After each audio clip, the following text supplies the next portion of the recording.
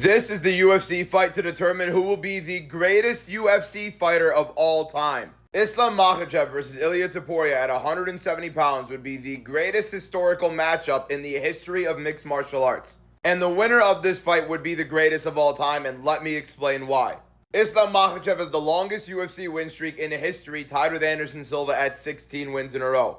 The difference is he has a much better resume than Anderson Silva, 10 finishes against much better level competition. With pound-for-pound greats on his record, the win streaks he's beaten, including Charles Oliveira, Volkanovski twice, and he's a two-division champion. On the other hand, Ilia Topuria is also a two-division champion, 17-0, never lost in his career, and has the greatest three-fight knockout win streak in UFC history. Knocking out Alexander Volkanovski for the first time in featherweight, he loses. Max Holloway for the first time in his career ever gets knocked out, and then Charles Oliveira gets knocked out stiff by Topuria. Ilia Topuria, if he beats Makhachev at 170, would be a three-division champion. The first ever in UFC history, would be undefeated doing so, and would beat, right now, in my opinion, the greatest of all time, Islam Makhachev, in his prime.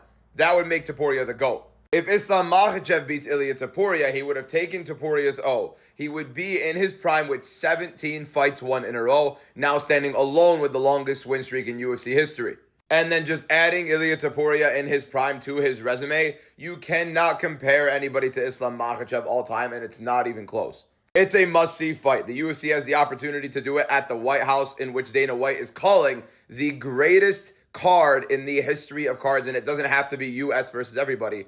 He's putting on the best fights ever. There is no fight better in UFC history than these two right here in their prime. Make it happen.